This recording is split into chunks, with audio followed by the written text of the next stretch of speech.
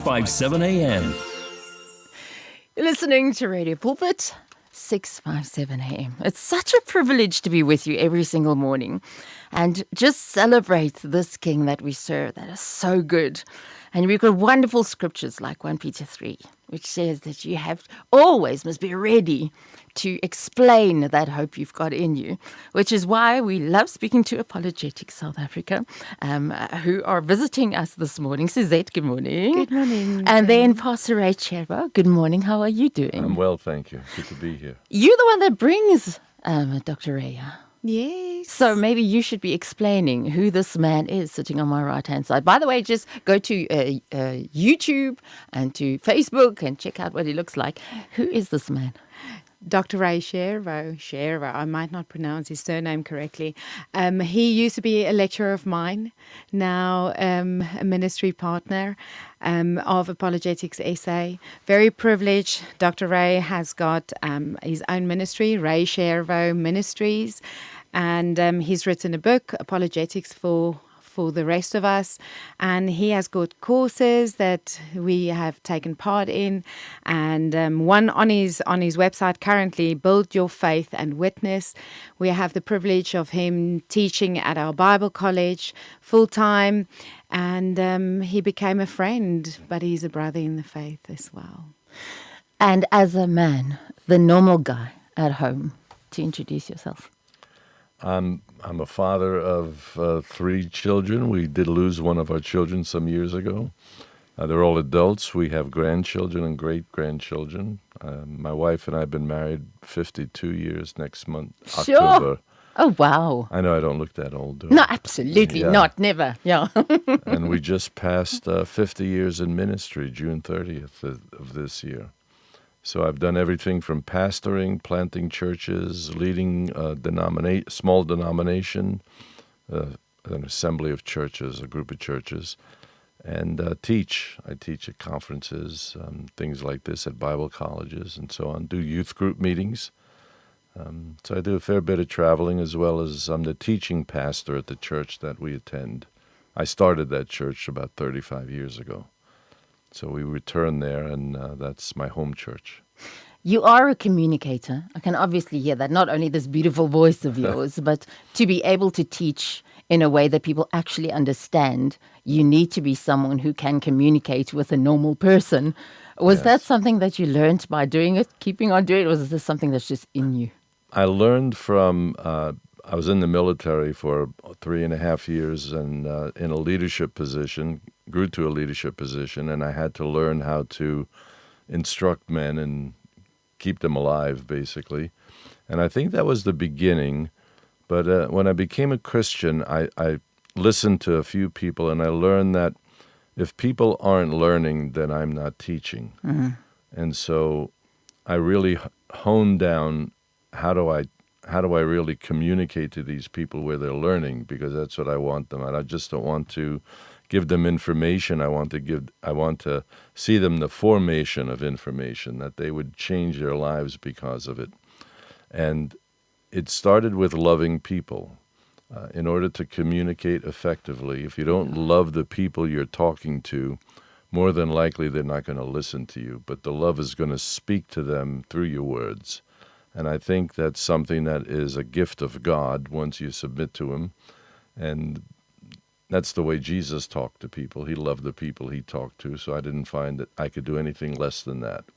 And Sure, that's a huge and a valuable lesson to learn for any communicator, that if you don't love the people, it won't be effective. And I go to the place where I say, if you don't love them, you don't have the right to talk to them. You're right. No matter what you're saying to them. If you're admonishing them, just encouraging them, exhorting them, you have to love them. And so I ask God for that love every time I stand before an audience or sit before an audience, that I want to love these people. And the Afrikaners that I speak to, they tell me that one of the most important things I do for them is I learn their names. Yes, it is a big one. I was surprised by that, because I thought, who wouldn't want to know their names? Like, you're going to talk to them, why not? There's not a great many of them I can learn all their names by the end of the day or in 2 days I could know them all.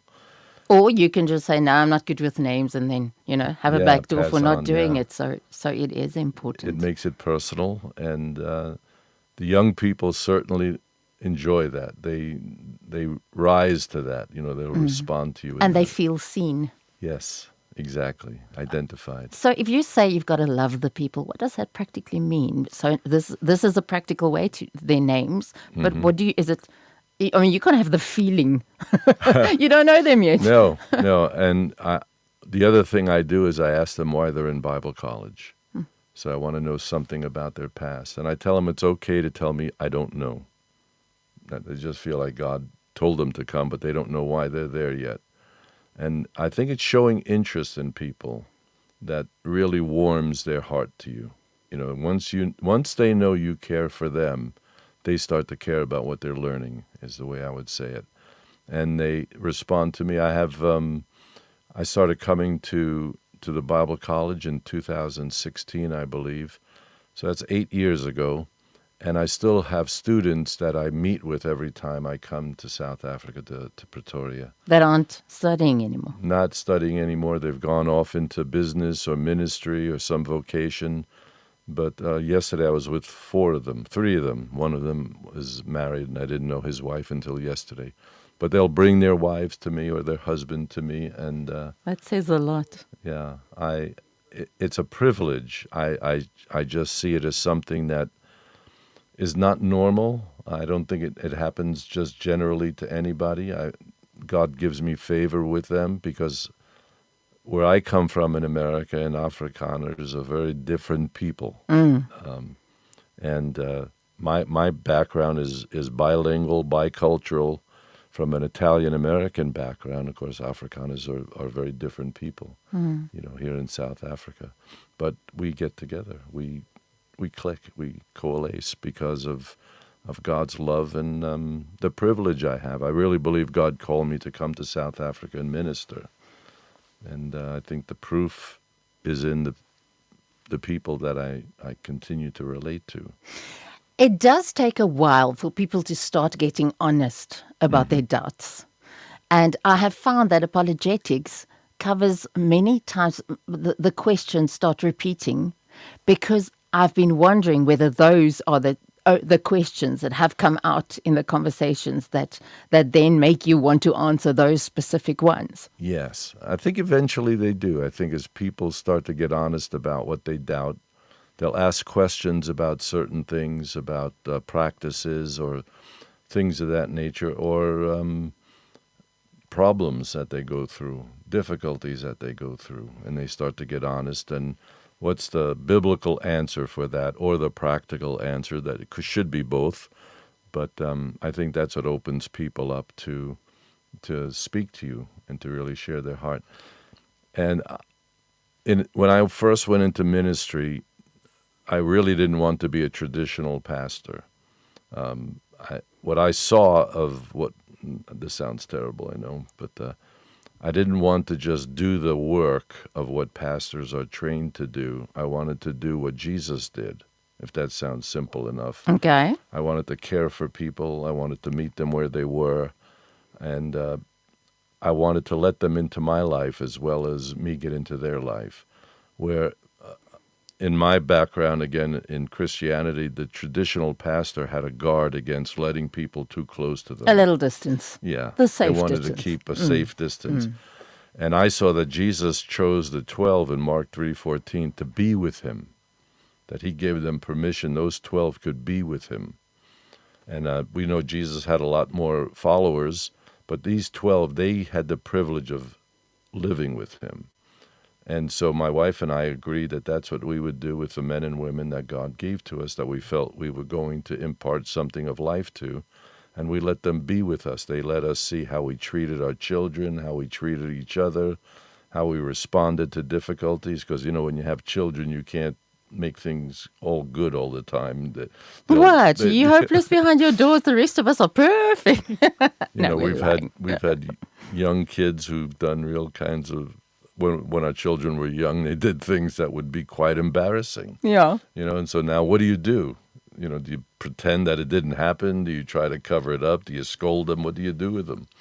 And we let other people see this is how we treat our children. And whether it was good, bad, or we let them see that we're human, just like them. We're as imperfect as everybody else is imperfect. But that does give you authority when people see how you live in Jesus, Yes. to when they answer questions that don't have clear-cut, nice and academic answers necessarily, like this Exactly. one that you're answering. I mean, who made God? Right there. Yeah, and How do you even answer that?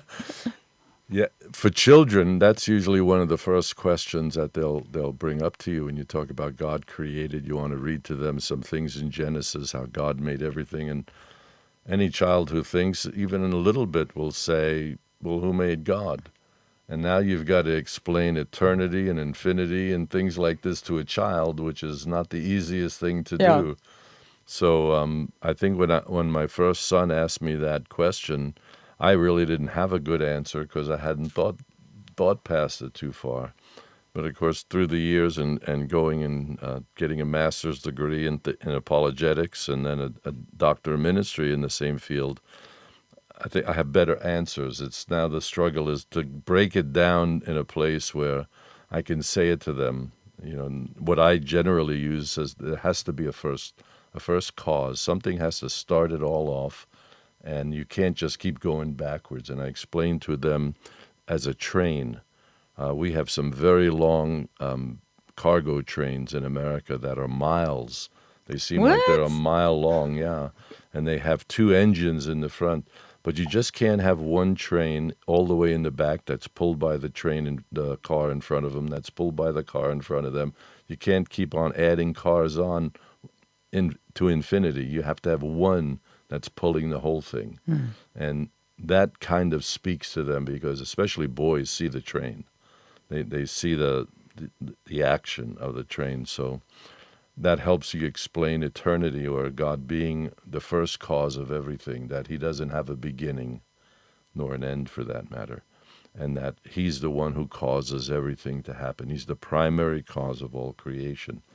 And they kind of get that. And so that's where we go to with that when we look at an eternal being who always is, always was, and always will be. That fries your brain right there. Yeah. But they get the picture, and it's okay to not understand the mystery of God. Once we lose the mystery of God, we really lose something of his essence, because our human brains cannot contain all that he is. And But isn't that the frustration of apologetics when you start speaking to non-Christians and who don't want to believe, and you want to quantify everything and academically you want to explain things in a way that is irrefutable. Yeah. But the faith aspect of it is a wall. It I mean, is. how do you get past that? I think it's just the accumulation of evidence. I think it's when you connect the dots for people that helps them grasp it better. It's kind of like that old thing you do when you're a child and go by the numbers and connect all the dots together. And you might be able to see some shape when you look at the dots by themselves, but when you start to connect the dots, it starts to take shape for them. And some people get it right away, and some people it takes a lot more. Because they'll introduce other things like, well, if God exists, why does evil exist? If God could crush evil, why do we still have it? That's my second topic on the weekend. And we have to explain then what evil is. Where did evil come from? If God created everything, why did he create evil? Yeah. And God didn't create evil. Evil isn't a thing. It's the absence of something. Exactly. And that's The candle in the dark room, that wherever the light is not shining is darkness, and darkness is not a thing. Yeah, and it's like rust. Rust doesn't exist without a host. You don't have the absence of metal unless it becomes rusted. But rust doesn't. You can't find a pile of rust somewhere. It has to have a host to deteriorate. To eat. Yeah. Oh, wow. That's a good one. I must remember that one. Yeah, and so evil is anything that's opposite to the will of God. Yeah. So God made everything that was good, and good incorporated obeying God as Adam and Eve. So when they disobeyed, evil enters into the human race, but of course they're tempted by Satan, who also refused to obey God. So evil becomes the opposite of what God intends for us. Yeah. So if humans are supposed to have ears to hear and you have deafness, we could call that evil because it's a privation. It's something It's that... a lack of Yes. good, lack So of it God. was meant for this, but now being deaf or blind becomes an evil. It doesn't make the person evil, but it means that the inability to hear or to see, that we could say is not what God intended. Okay, well, now you're just opening another can of worms. Let's go for that one. I want you to speak to South Africa. You've got the microphone, 400,000 people listening. You are in South Africa. You've got this heart to share the love of Jesus Christ. If I give you the mic in a minute, what would you say to this country? I would say that we all live in a world of politics and economics. We live in class struggles between people, racism, and all these things. And there are many political ideas or that you think you can create something, but we are in the mess we're in, because in the United States we're in quite a mess right now. And I think the problem that we have is only solvable by one thing, and that is the gospel of Jesus Christ.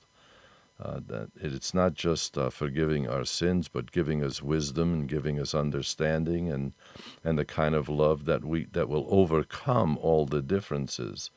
You know, everybody, if you listen to, in America, I'm sure you have it here, if you listen to any politician or political party, they're presenting something of a utopia if you elect them. Absolutely, You're going to be relieved of all these things. I'm the person to elect to do that.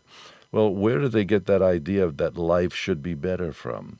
Why do humans think this way? Why do we think that we should be stress-free and problem-free in our lives or have enough to always supply ourselves? Where does that come from?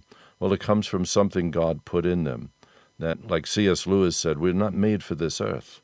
There's another life for us to live. And we'll only find that life in Jesus.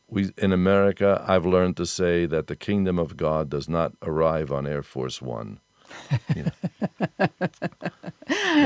How's that for a post? That's true. Yeah, it only arrives when the church will do its job and live the life of Christ and speak the words of Jesus to the church, to the culture. And it's not a white religion, it's not a Mideastern religion, it's a universal religion, because God is the God of everything. And through Jesus Christ, we find the peace that gives us understanding and clarity of life, and so we find our peace there, and we find our future there, as well as how to deal with things here on the earth. The fruit of the Spirit can change a country. Our time is up, so I just want to ask you, Suzette, just tell us about the conference people want to attend. 30th and the 31st of August this year, 2024. It is in Milbarton. Please have a look at our website, apologeticsa.co.za. Apologetics with the X thing or what? No. Like the actual spelling. Actual spelling Mooi with man. S-A, please. Apologetics SA. Go Google it. Thank you for your time. I truly You're appreciate it. very welcome. Thank you for having me. Come too far to turn back the time.